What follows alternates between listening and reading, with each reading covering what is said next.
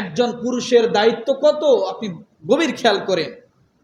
একটি ছেলেকে আপনি উপযুক্ত একটি প্রাপ্তবয়স্ক ছেলেকে আপনি দাঁড় করান, তাকে সামাল দিতে হয় তার বাবা মাকে, তাকে সামাল দিতে হয় তার স্ত্রীকে, তাকে সামাল দিতে হয় তার সন্তানকে, তাকে সামাল দিতে হয় তার অফিসের বসকে, তাকে সামাল দিতে হয় তার নিজ কর্মকে, আছে না নাই?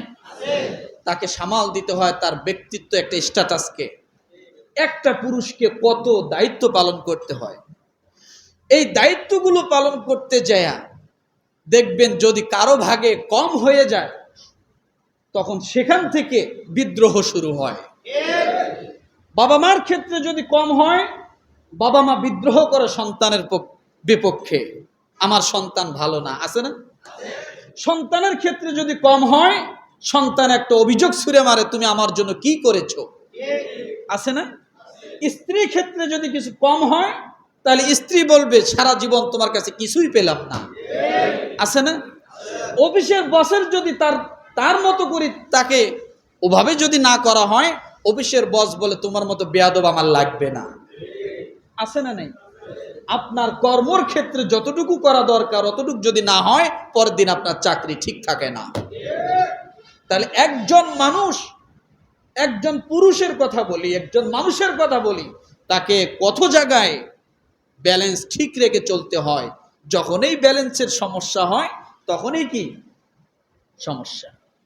আপনি একজন মানুষের সঙ্গে, একজন বন্ধুর সঙ্গে কতটুকু আপনি তার সঙ্গে চলাফেরা করবেন, এটার একটা ব্যালেন্স আছে। কিন্তু এই ব্যালেন্সের অতিরিক্ত যখন আপনি যাবেন তখনই হয়ে যাবেন আপনি খারাপ। আমরা ফেসবুক চালাই, ইউটিউব চালাই, বিভিন্ন আমরা মিডিয়া চালাচ্ছি, বিভিন্ন আমরা যোগাযোগের ব্যবস্থাগুলো চালাচ্ছি। আপনি হিসাব করেন কতটুকু করতেছেন। এখানেও একটা ব্যালেন্স রাখা দরকার। যখনই এর অতিরিক্ত কিছু হবে, আপনার চাপা ভেঙে যাবে, আপনার ঘুম হবে না, স্বাস্থ্য নষ্ট হবে, খাওয়ার রুচি থাকবে না, 2 দিন পর আপনি বাতাসে শুধু উলট পালট হবেন, আছে না নাই? সারা রাত ধরে ফেসবুক টিপতেছে, আছে না এমন? এগুলো সব অতিরিক্ত যত জায়গায় হবে তত জায়গায় সমস্যা।